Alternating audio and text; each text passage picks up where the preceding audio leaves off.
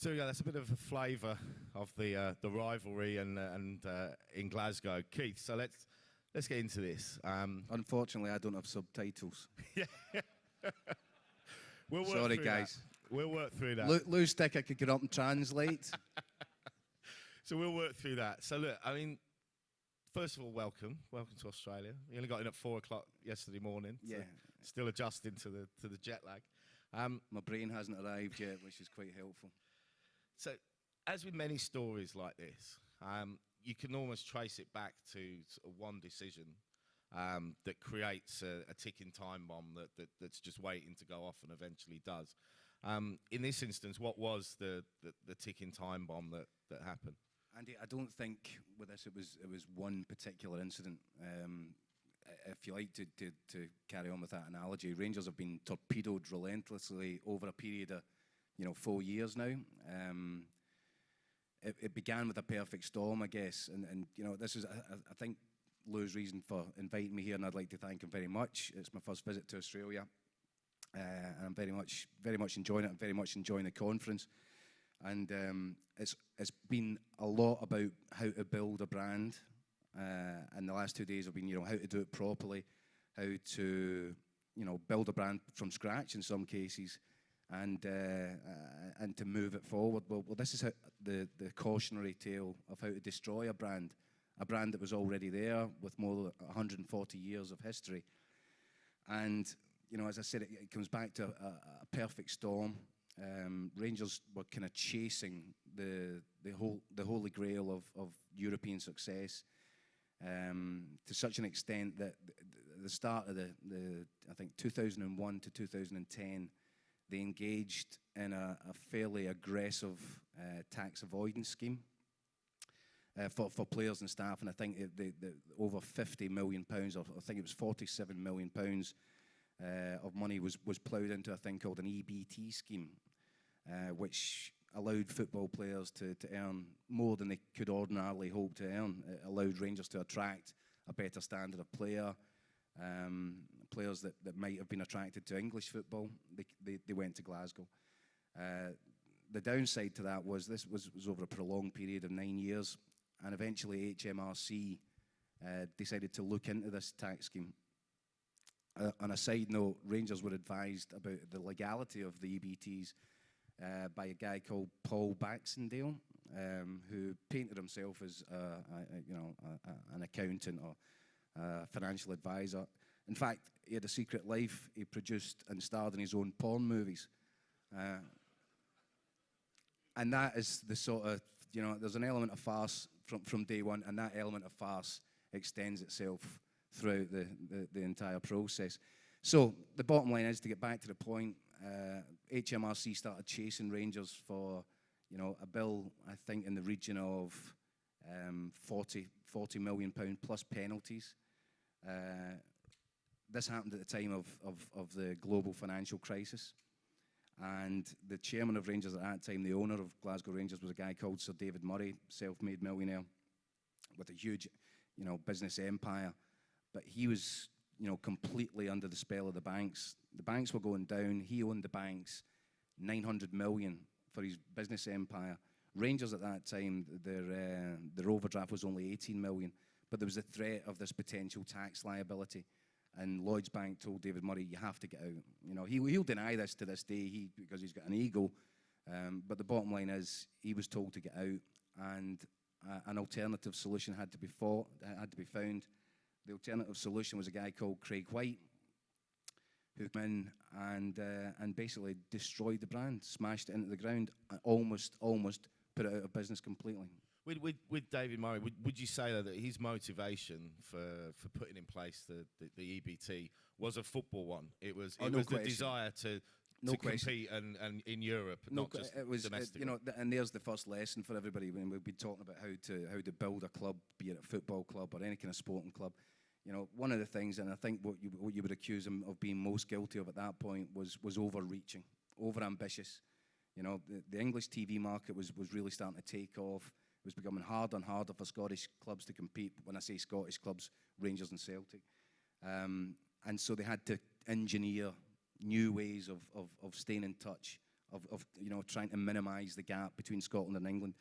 And that was a kind of suicidal policy, I guess, because there is no way to curb that gap. The gap is growing and growing, and really, I think 4 years down the line, the lesson's been learned at Rangers. It's not about self-interest or trying to be self-serving. It's about self-sustainability, and it's been interesting to hear people talk about that over the course of the last couple of days. You look at the Italian league, you look at clubs getting into a terrible mess, Parma being the latest one. And that's a big lesson for people in Australia to realise. I know you guys are trying to build a league here and build clubs. I think you're going the right way about it. Self-sustainability is the key to this, because once you start overreaching, then you give yourself a huge problem. And you were covering this, so you say that when you first contacted HMRC about this, that the debt at that point was a lot less than it ballooned out to, but you didn't get a response from them. Well, basically what happened was Craig White took over the club, and as I said, he bought the club for £1, but he agreed to clear the £18 million overdraft. Now, as soon as he came in the door, there was serious doubts about the guy. His media team described him as a billionaire. It became very apparent. I've not seen very many billionaires who dress off the shelf at Marks and Spencers, and it was very clear that Craig White, wasn't what he was claiming to be. What we subsequently found out was that HMRC, the tax authorities in Britain, were on his case already, which I find astonishing. That no challenge was made, no flags were raised, and it's another thing that you guys need to consider about fit and proper people, and what the authorities are prepared to do to help people in sport. So the SFA had nothing in place in terms of vetting new owners coming in. Well, not really. No, there was no real fit and proper persons test. So Craig White was allowed to come in. He took the club for £1. He said that he would clear the overdraft. It was a fantastic deal for Lloyds Bank, who got their £18 million back. It was a great deal for David Murray, who managed to get out of a really bad situation. And made a pound. Yeah. It was a good deal for Craig White, but it was ultimately an absolute disaster for Rangers. Now, as soon as he was in the door, he stopped paying PAYE and national insurance. He also went back on a number of financial promises that were made. I think after about 3 months, we contacted HMRC. I'd heard this rumour that Rangers weren't paying taxes. And obviously there was this larger, overriding spectre of the tax case that was going to tribunal over EBTs. So it was an extraordinary situation. HMRC refused to confirm, but this was only after 3 months. At 3 months' time, Craig White's liability or his debt to the taxman was around about the £3 million mark. It wasn't a disaster by any manner of means. In fact, he was allowed to continue this non-payment until the February of the following year, by which time it was a £15 million debt, and ultimately that was enough to blow up the club. The other part of it being that we'd heard early on that he was financing his takeover of the club by selling off future season tickets, mortgaging them off to a financial firm in London.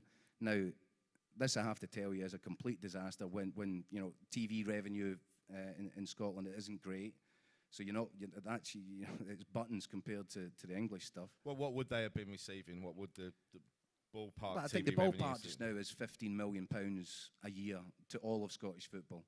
Whereas, England have just done their deal for £5 billion. So that what would Rangers and Celtic's share of that pie be? Is it an equal? £1 million quid a year, something like that. Now you can be relegated from the English Premiership and you take £90 million. So that tells you the kind of gulf. But so your income stream then from fans, getting fans across the door is your main source of revenue. And I'd heard that Craig White had tried to finance this thing by selling off, mortgaging off future years of this only real income. Now, it transpired, I wrote this story and I was banned from the stadium, banned from the training ground. But 6 months down the line, we managed to get to the bottom of it. We produced a story. He'd actually sold 4 years of future season ticket sales to raise £28 million. And with that £28 million, he cleared the overdraft of £18 million at Lloyds. He didn't have a brass farthing, when he came to the club, and he bought Rangers with Rangers' own money. It was an astonishing deal, but obviously the authorities have paid a great deal of interest in it, and there are court cases pending, and people look as if they might go to jail over the course of the next 12 months. So that's been one of the biggest scandals of it all. But Rangers, it was allowed then from that point onwards. It fell into a state of disrepair. There was no money being spent on the club. There was no money being spent on the infrastructure, and basically what you have is corporate vandalism on the inside, which has just brought the thing to its knees.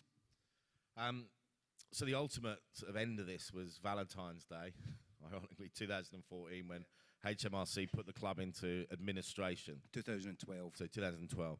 Can you take us through the next series of events through administration, liquidation, the formation of the new Rangers, and how they ended up having to start again in the bottom tier, and the other clubs' role in that? Well, White eventually, I think 2 weeks after we wrote the story about what he had done with the tickets, it became obvious that the club wasn't self-sustainable. It had no future income.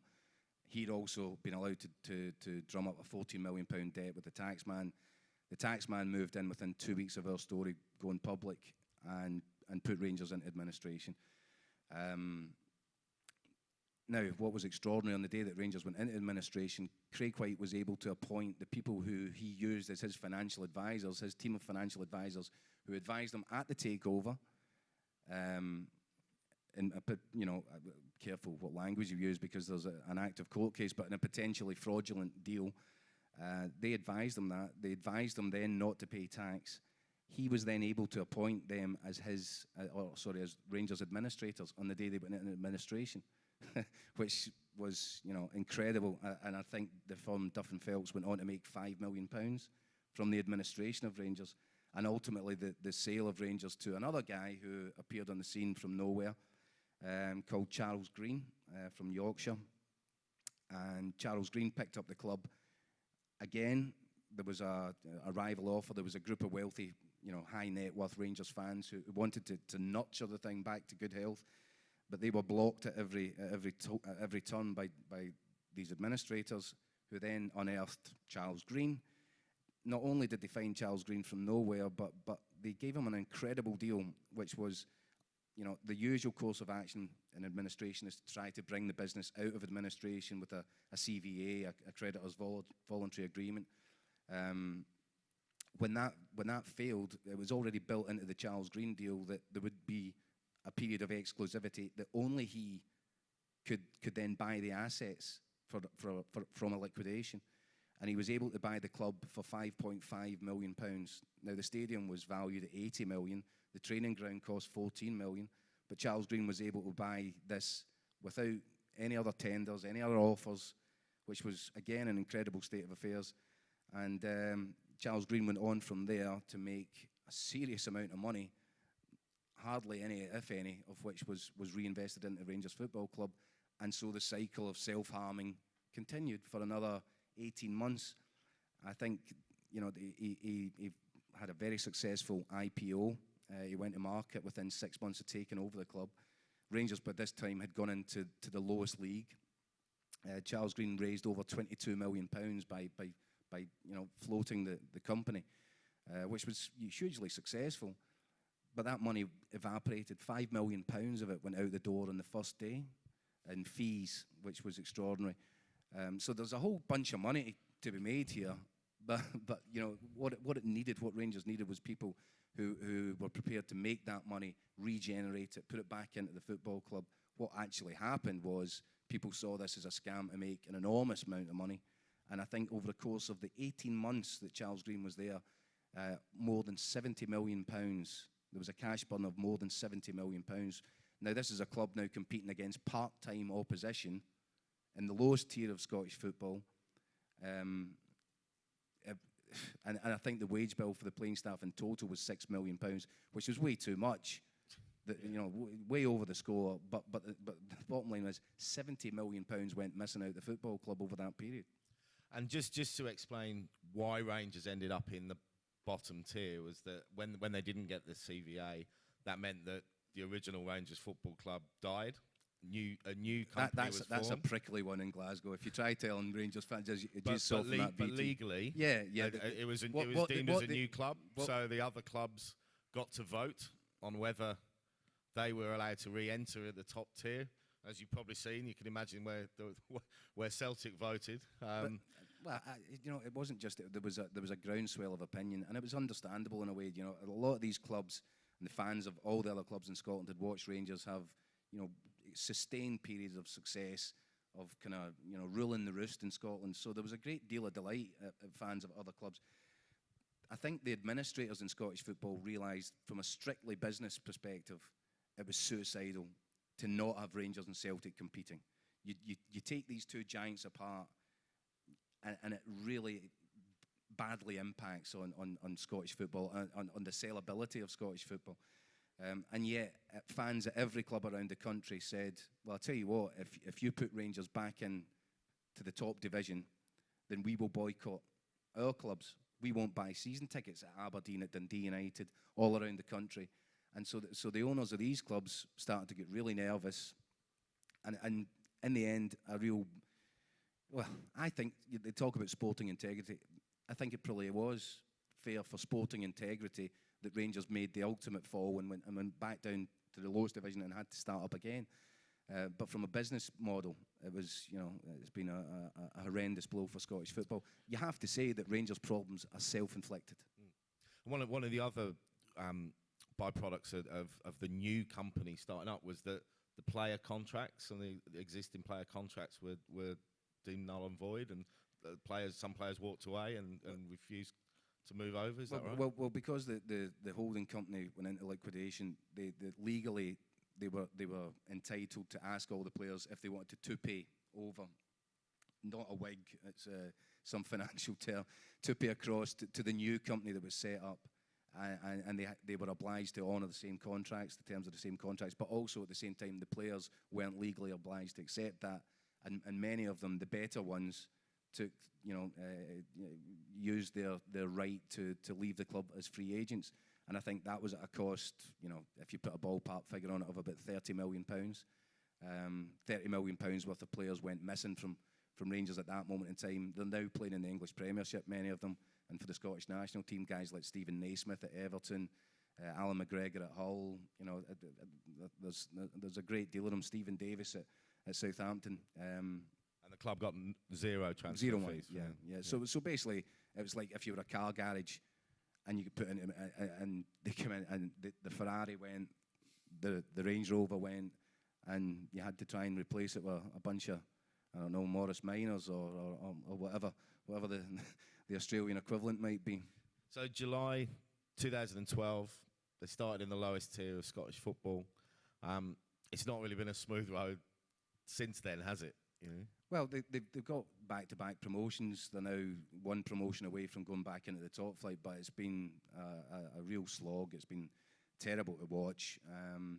There's been real misappropriation. As I said to you, when football clubs and big football clubs like Rangers collapse, and you'll see the same pattern in England, Portsmouth, Leeds United, when these things go down, it's really essential that you find people who care about it to piece it back together, pick it back up off its knees and nurse it back to some sort of health. Because what you do get invariably, and this is repeated all across Europe, is the first ones in are the Sharks. The Sharks see an easy kill here, a chance to exploit a situation, a chance to exploit fans who are really hurting, and these Rangers fans were really hurting. When Rangers went down to the lowest division in Scottish football, they had over 40,000 season ticket holders stepped up to buy season tickets. 40,000 to watch games against part-time opposition, the butcher, the baker, the candlestick maker. We could get a team in here and we'd probably give half of them a game. But 40,000 people paid to watch this. And that was an expression of loyalty, of desperation. And that was what, Charles Green and various others who then engaged in this, they realised this, they sniffed it. They sniffed blood and they thought there's a killing to be made here. And there rightly was. They made a fortune. But the club itself has been slowly withering and dying all that time.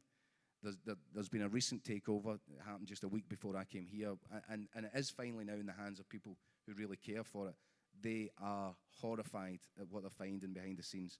A dilapidated stadium, a workforce which has been cut back to the bare bones. It is an absolute sporting horror story. Yeah. And what's been the fans' involvement since that first season? Because the crowds have dropped away, haven't they? And is that more a sort of fan protest? Of the fans energized themselves? Have they got together? Where do they stand? What's their policy? Combination of things. The football's been pretty bad, so it's been a real test of their loyalty to go back and watch it on a week-to-week basis. But even then, I think they would have done it. Again, it's this kind of sort of stubborn loyalty to the football club. Had it not been so horribly mismanaged, and thankfully, as a newspaper, we've managed to expose a whole bunch of what was going on. And I'm talking about, I mentioned the Baxendale guy, the porn star earlier. We've had a guy in this charade who's on Interpol's most wanted list. He's been seen in Glasgow dealing with directors, trying to bring buyouts. You've got all manner of really horrendous boardroom behaviour. Financial directors videotaping chairman drunk at the end of a night out and handing it around. So what I'm saying is, by exposing these stories over a period of time, I think the Rangers fans realised that whereas the first kind of feeling was get out there and stick up for the football club, they realise now that they were putting money in and this thing was never going to be fixed. It was never going to be fixed until these people were cut out. And so what you've had over I think probably the last 10 months is you've got Rangers fans that are deliberately choosing to stay away. They're saying starve them out. And has that been organised? Is that a concerted effort? Is there a fans group? Latterly, yeah. But it took a long while for the Rangers fans to unite. And I think a lot of them saw themselves almost as traitorous if they didn't go back. And that's just football fans for you. You've got the same thing at Newcastle, where Mike Ashley, who also plays a part... I was going to say, a lot of people will have seen the name Mike Ashley involved in the Rangers saga. I mean, for people that have seen the name, know him as the owner of Newcastle, what has been his involvement in this? Well, Mike Ashley, at the time, before the IPO, before Rangers were launched, the new club was launched onto the market, Mike Ashley put in £1 million to Charles Green. Charles Green was desperate to bring in kind of, decent level of corporate investment in London, and he felt by bringing Mike Ashley in, attaching Mike Ashley's name to this. Mike Ashley, for those who don't know, is I think there are only less than 300 people on the planet who have more money than Mike Ashley. That's according to a recent survey. I think his current wealth is about 3 billion Aussie dollars. So he's a wealthy guy who owns a retail firm called Sports Direct in Great Britain. Very well-known guy and owner of Newcastle United. So I think that Charles Green thought, bring this guy in, attach him to this IPO, and that will help drive the thing. And it did successfully. £22 million, no doubt about it. It was a tremendous achievement. But Ashley, for his £1 million, there's a reason why he's a very wealthy man, a very wealthy businessman. For his £1 million that he was prepared to pony up at that start, and knowing full well it was about attaching his name, he basically demanded everything. He scooped up everything. He scooped up a retail deal. He basically controls the club's retail deal. So we talk about losing revenue streams. That was a major revenue stream right there.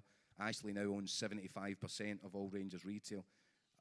Recently they said if a fan buys a shirt in the club shop or spends £10 and £10 in the club shop, about 75 pence of that will go to the football club, and the rest goes to Mike Ashley and Mike Ashley's businesses.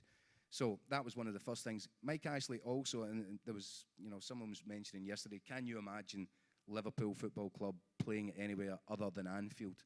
You wouldn't have, they couldn't possibly think about selling those crown jewels. Well, Rangers were prepared to do that. Charles Green was prepared to do that with Mike Ashley.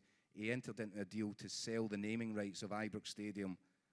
Can I ask you to take a guess at what price was put on that? I know, but I'm not going to spoil it. All right, it was £1 English.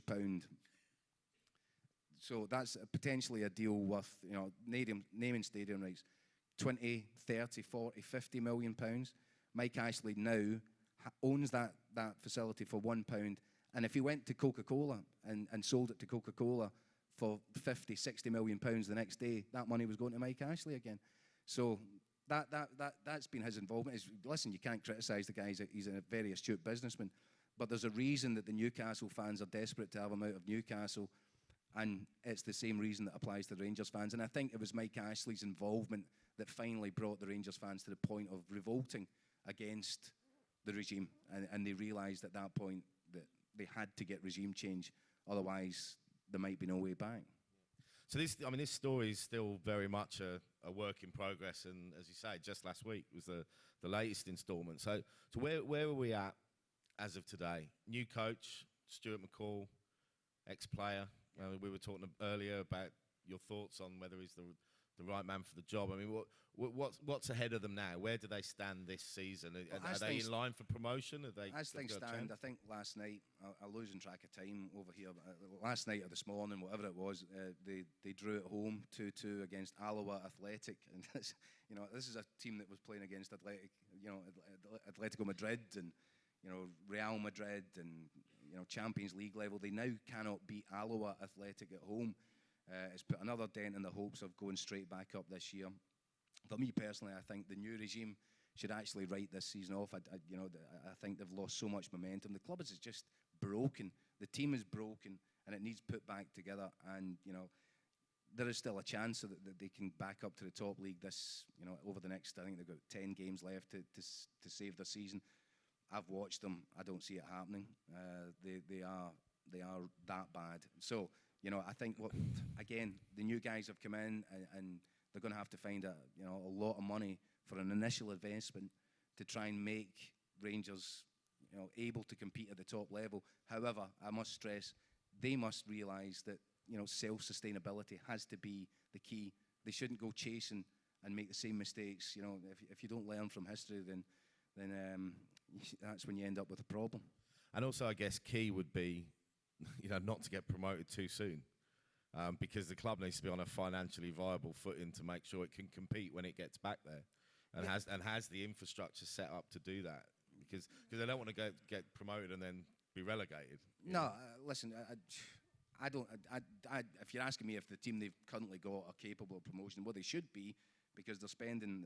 They've got a £6 million wage bill just now, which dwarfs everybody else in Scottish football apart from Celtic, of course. So they definitely should be able to do it, but it's been so badly mismanaged that they don't look capable. But what you have got is a group of guys now, wealthy, high net worth Rangers fans who have got control of the club. They will invest more money into it. There will probably be another share issue down the line. Not without their problems though. The new chairman. Well. It could only happen at Rangers, but the guy who's been welcomed in, and the guy who even I would say is a safe pair of hands, has got 41 criminal convictions for tax evasion in South Africa behind him. He had to pay £40 million just to stay out of jail. But this is a safe pair of hands compared to what has been in charge of the football club over the last 4 years.